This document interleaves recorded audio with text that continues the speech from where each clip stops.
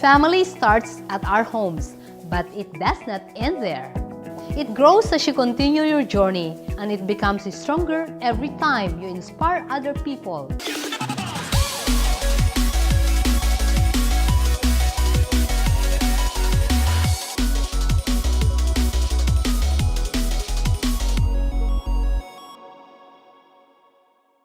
Elizabeth Lee talks about her childhood. She remembers that disappointments and heartaches can be a good teacher. During her high school years, Elizabeth was not the favorite student, but she was the unique one. So Beth, thank you very much for saying yes to speak with Thank you, Rebecca. Interview. Can you share us your personal story when you were a kid? So growing up, we are taught discipline. And also, like for example, when I was going to school, I have to earn my allowance. So there's no such thing as just being handed out something. And I think that's really important because you learn to value what you have. You learn to value the money that you actually earn. So if I were to share, for example, when I went to college in the US, I had to earn my allowance. So what I did was I actually bussed tables at the school. So that actually gave me an appreciation for workers, for example, waiters, because I also did that so that I can actually earn my own keep. So those are the kind of things I think that's really good. So at that young age, because of that experience, that make you who you are as a strong woman? I think the way we were brought up, that you can actually do anything that you put your mind to. At a very early age, I wanted to do a business, and one of the things that I wanted to do, funny, was there's this thing that was like a water filtering system, and it's actually a pyramid scheme. But I mean, it was something like it wasn't successful. It was successful only with my family because they wanted to support you. Yes, they wanted to support me, and then some friends bought it also. But then it really opened the door to me also to see how, you know, being in business is not something that's easy, but it's also not something that you really can't do if you want to do something. So I think that was a good trial or a good taste for me early on. You mentioned that you pursue your education in the US. That's why you had that experience working with different things, how you experienced some challenges in life. But what did you learn in the US that you brought back? When I was in high school, and there was this one class where we were being asked, you know, what a Saint Bernard was. I didn't know what a Saint Bernard was. It's a dog. I didn't know what it was. So when the teacher asked me, and I said, well, you know, I don't know what a Saint Bernard is. And this one guy, a bully, he just made this remark and said to me in front of a class, you know, that you're so stupid. You don't even know what a Saint Bernard is? How stupid are you? And with that comment, the teacher, Mrs. Willett, I can never forget her, she told the guy, his name is Sean, and said, Sean, why don't you stand up? How many languages do you speak? And he said, 1, English. And then she turns to me and says, Elizabeth, how many languages do you speak? And I said, 3, because I speak English, Tagalog, and Chinese. So and I said 3, and then Mrs. Willett turns to Sean and says, Sean, the day that you can speak 3 languages is the day you can tell Elizabeth that she's stupid. Now shut up and sit down. That's great. So actually, that's why I have a special place also for teachers. One more question. Who really inspired you since you were a kid? Actually, my mom, she was one of the first women in her industry. She used to be in the printing industry. And she was the first female actually to head a company in that industry. And I remember seeing this black and white picture with my mom in the, you know, very cute, you know, suit, no? And doing the blessing for the factory. And I was saying, Mom, you're the only girl there. And then everybody else was male. And then my brother was telling me that's kind of like how I started with the automotive industry, because when I started, I was the only female. at that time. So I don't know, maybe it's providence. I have no idea. But whatever it is, you know, I'm very grateful to God for this journey, even though sometimes it's a roller coaster, but you're going to be given those things. Otherwise, if you're not here in the dumps, you're not going to be able to appreciate the sunshine when the rain goes away. Why you decided to start the e-motors? Our main purpose for doing that really is 180 degrees from what I used to do. My mom and I conceptualized this program called Your Van, Your Business program with the Nissan Urvan. For every Nissan Urvan that's sold, a percentage goes to the microfinance arm of a Christian foundation that helps the poorest of the poor start their own businesses. We kind of shifted the mindset of using the Urvan, the vehicle, as a self-liquidating business so that the owner can actually earn an extra income. With that, we actually help more than 7,400 families, and Filipinos have large families. And if we could help 7,400 families with a Nissan Urvan that sells for 1.1 million, how many families can we help if we sell the e-trike or e-tricycle for about less than 300,000 pesos each? So we can be able to help more families, and at the same time help, you know, mitigate climate change and lower our footprint, carbon footprint, and lessen the pollution. The heart that you have, really it shows that you care to so many Filipinos. Where do you get that? If you're given such a power comes with it responsibility. So when you're able to actually influence even just that one person, you don't know who that person is, and you don't know who that person who saw what you did, who that person can actually influence. Hindi mo alam yung domino effect nung kung saan siya patungo. So I think there is a responsibility, but it's also a privilege to be able to do that. So what would be your best message to individual, especially our older poor countrymen? What would be the key message for them to follow that you use for them to really stand up in order to be successful and to make our Philippines first world? Honesty and integrity. If we follow all the rules of life, the playbook of life is in the Bible. If we follow all that, hindi ka talaga magkakamali. Hindi ka magkakamali. And then if more of us actually do that, then that will be a big signal for somebody else that's supposed to be richer than you to say, hey, nakakahiya ka. So you have to use yourself as a model for somebody else actually to follow. So do you consider yourself now successful, Beth? Before, my definition of success is not the same as my definition of success now.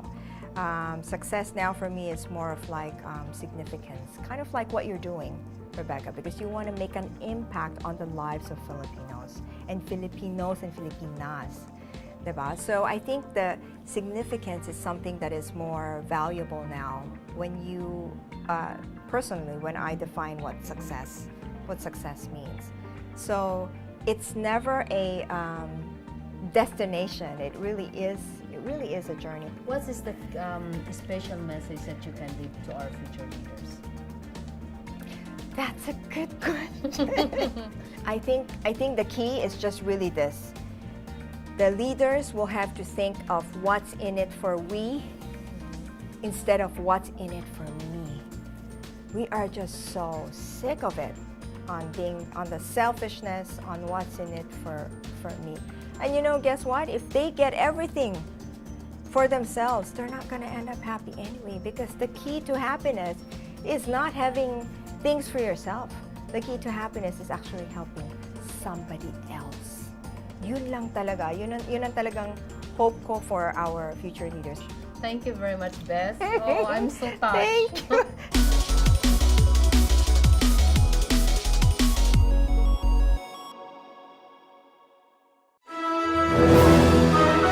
This January, don't miss the high-profile events brought to you by Asia CEO Forum. On January 27, 2016, join the Asia Women's Summit at the Manila Marriott Pasay City. Presented by BioOil, this summit features many of the nation and the Asia-Pacific region's most remarkable women describing their personal stories and what they learned that can benefit others. Unleash the women's power in your enterprise. Join the Asia Women's Summit at the Manila Marriott, Pasay City on January 27, 2016, 9 a.m. to 4:30 p.m. For more inquiries, log on to asia-ceo.org.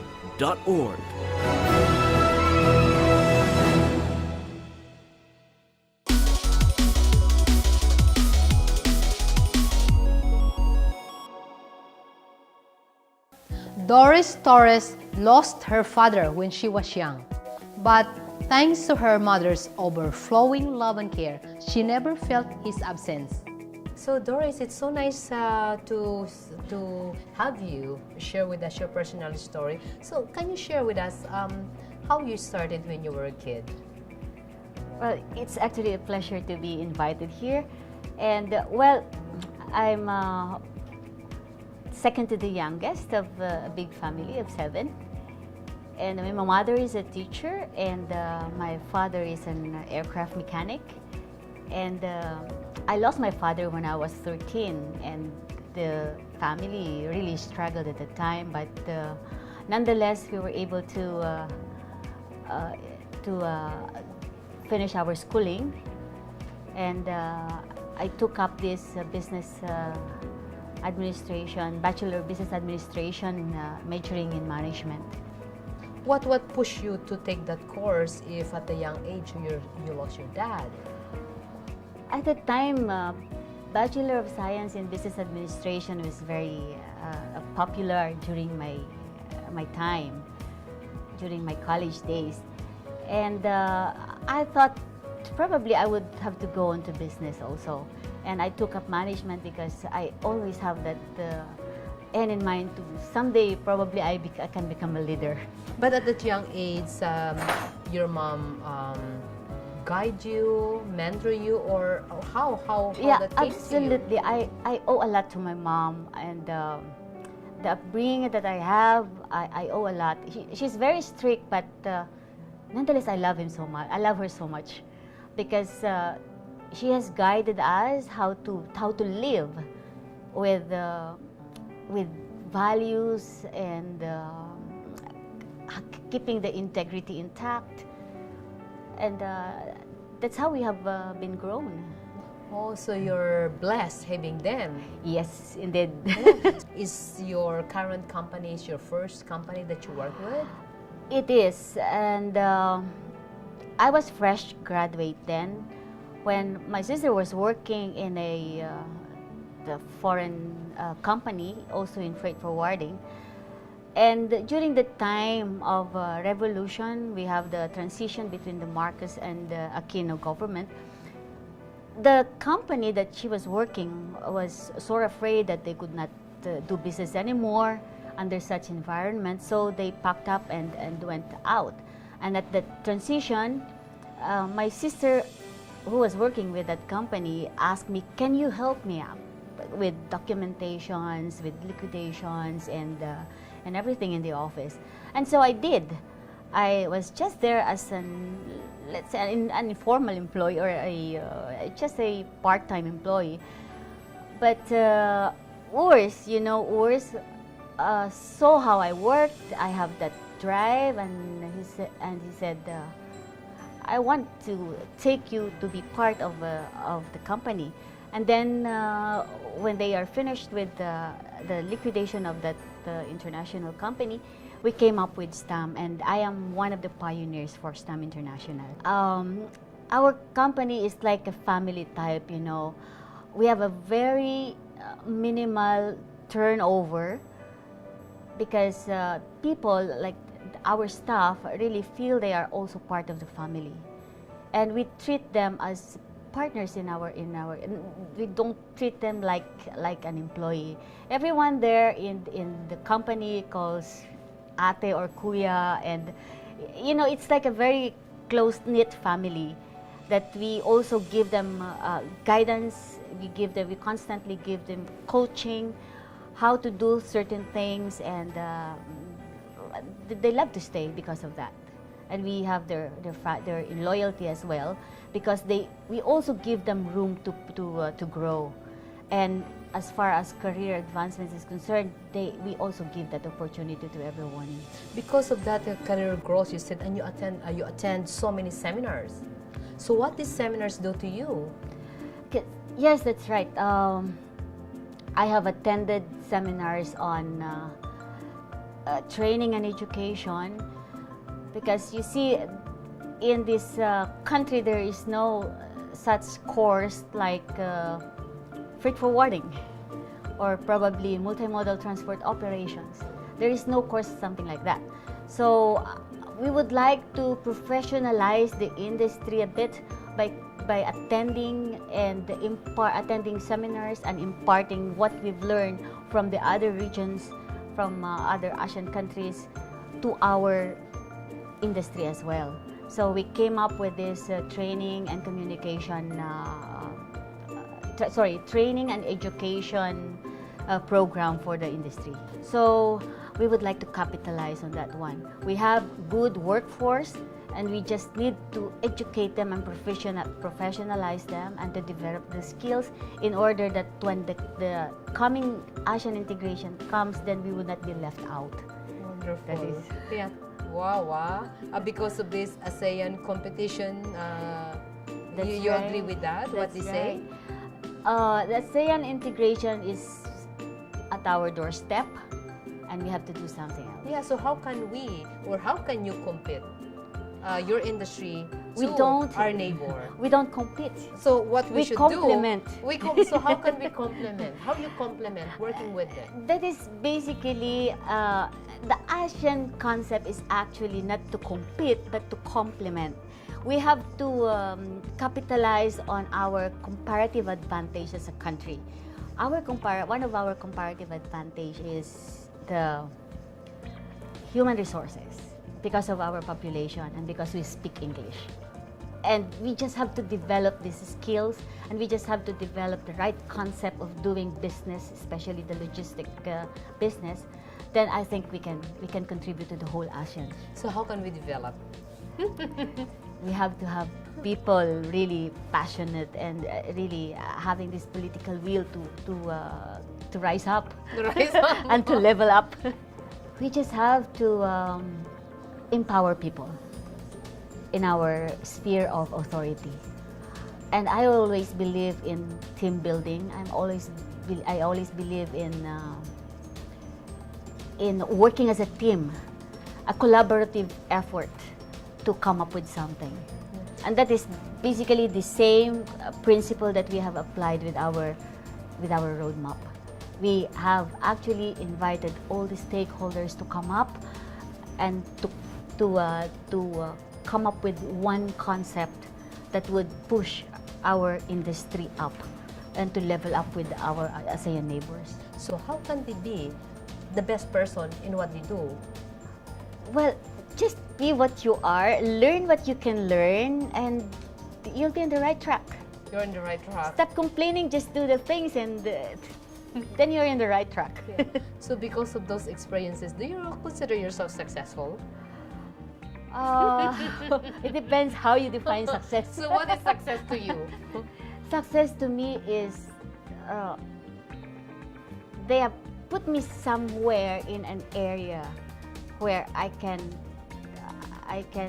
develop it and contribute to the society. That is the definition for success for me. So what motivates you to continue that kind of success?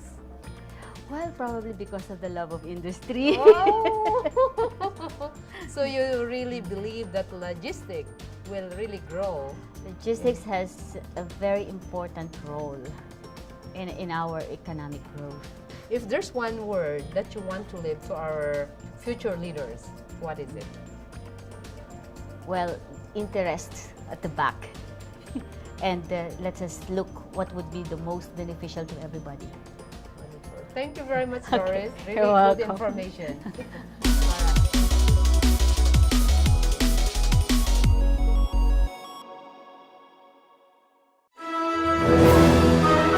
This January, don't miss the high-profile events brought to you by Asia CEO Forum. On January 27, 2016, join the Asia Women's Summit at the Manila Marriott Pasay City. Presented by Bio Oil, this summit features many of the nation and the Asia-Pacific region's most remarkable women describing their personal stories and what they learned that can benefit others. Unleash the women's power in your enterprise. Join the Asia Women's Summit at the Manila Marriott Pasay City on January 27, 2016, 9 a.m. to 4:30 p.m. For more inquiries, log on to asia-ceo.org.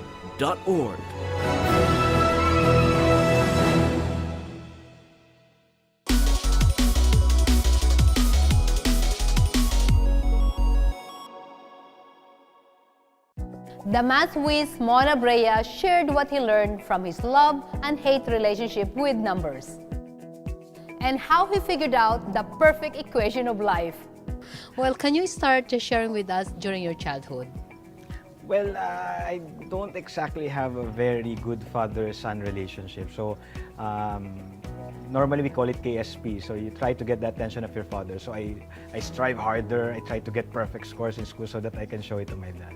Why you say that you don't have a good relationship? Because my father is really hardworking. He used to work abroad. Then when he got back, he set up his own business, and he's always in the office. I just wanted him to go home and feel excited and proud to see his son. So I use it as a motivation to really achieve a lot. So during elementary and high school, you've been a scholar student then? And academic honor, always in the top list of students because I really work hard, not because I'm born smart or whatever. I think I really work hard. So your father inspired you when you're a kid?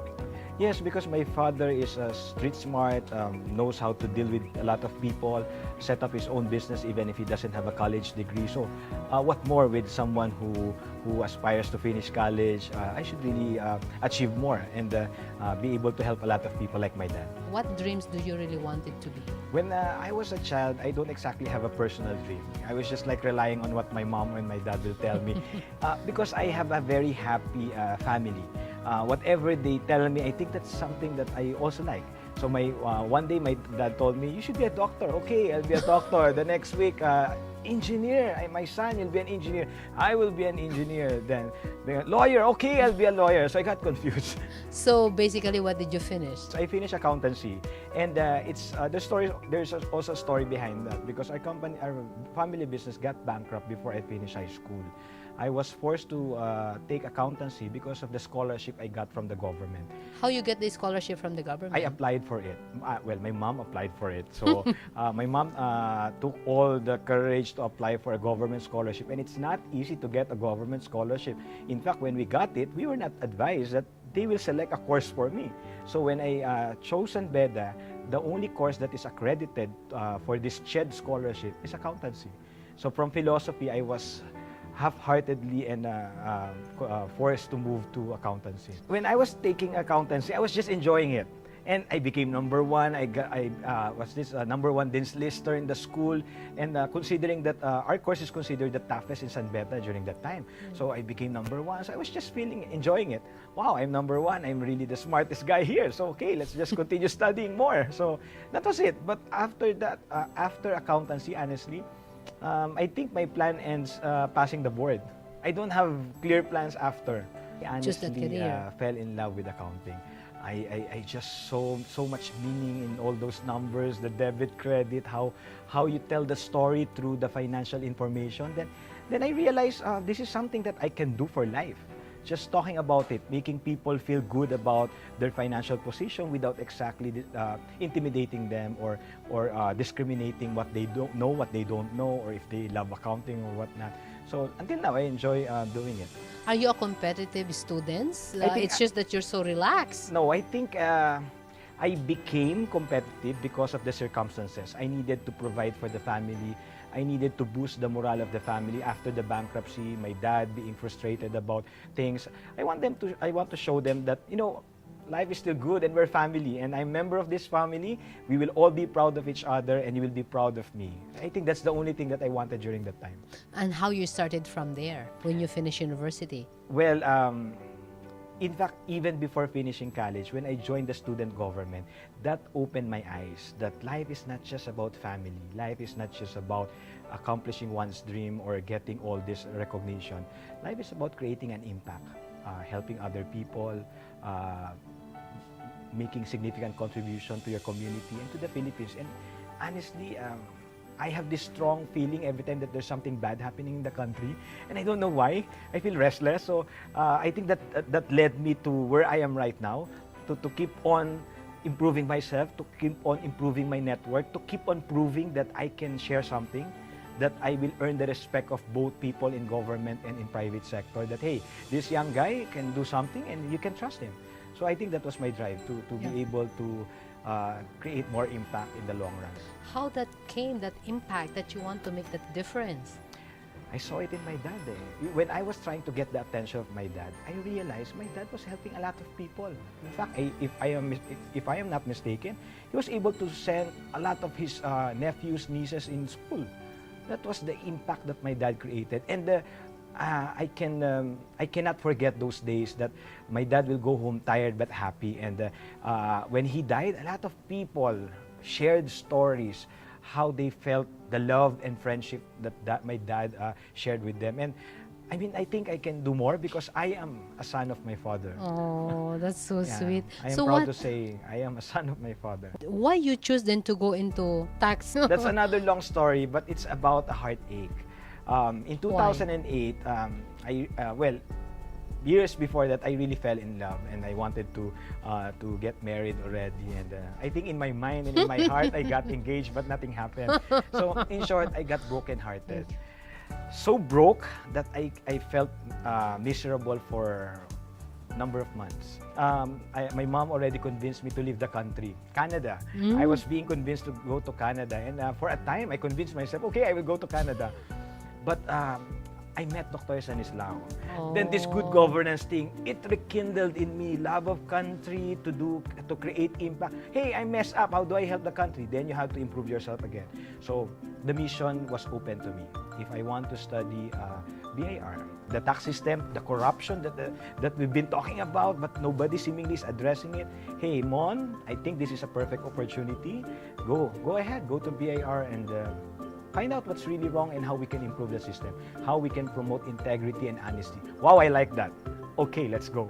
So 2009, I joined the Bureau of Internal Revenue. And that's life-changing because I never liked taxation. I almost failed tax when I was studying it. I can't remember any of the provisions in the tax code every time that there's a quiz. So I never really saw myself practicing or being even considered as a tax expert or tax practitioner. But you know, God has really planned for all of us, and He knows that my heart is for this country, and I will really die for this country. But I don't want to die now. But really to really sacrifice everything for our country, and so that's it. So what's your advice to our countrymen? Why they should pay tax? Well, one, we should pay taxes no matter how much it is, because this is our way not just of expressing our love of country, but of being a good citizen of this country. Whether it's 1 peso or 1 million, it honestly depends on how much you make. So the richer you are, the better you are off, then I think the more you should give to our country. And the second is, be vigilant. Let us not allow our politicians to just rule or run the country. We should be involved. If we want inclusive growth, then there should be an inclusive responsibility, shared leadership, shared vision for a better Philippines. What's missing in our... I think what we lack is really love. We need to have a little more love for our country. And I just feel that this country, our country, made me feel that love so much. Wherever I go, whatever happened to me, there's always a way of saving me. And of course, it's God's hand, but this country made me who I am today. And I don't want to be known elsewhere. I want to help a lot of people. I want to be of service to our country. And by all means, I will really do that. So how to be the best? Be the best is be yourself and really know your mission in life. Sincerely, waking up in the morning shouldn't be about rush and traffic. Waking up in the morning is about realizing a dream, realizing an ambition. And if you are not sure about your mission in life, you will get stranded, not just in traffic, with all the problems that you will encounter. But if you are clear with your mission, no matter what challenges will come your way, hey, I'm stronger than this. My dream is bigger than myself. And if I succeed, they will all be happy and they will all be inspired to be successful as well. Success has no meaning if you're just alone. Success has no meaning if you're the only one happy about it. So what do you think the future of Philippines? It's great. You know why? Because Filipinos are great. Sometimes we are just so preoccupied with the negativity, with the problems, with the traffic. But in reality, all these challenges made us stronger. So why doubt it now? Because we will definitely be great, because we are a great nation. We just have to believe it and to live it. I think it goes back to your purpose, to your mission, what really is important, what really means to you. If you want to matter in the country, and if this country is important to you, then you can't just be a problem. You can't just be a critic. You have to be a contributor. You have to be a sign of hope and success. And it goes back to love of country, care for others, and sense of others. Congratulations. Thank you. A contented family will make your life very bright, so you can be a brilliant star to others. Because at the end of the day, life real success is from our family's happiness. I am Rebecca Bustamante, and this is Self-Made.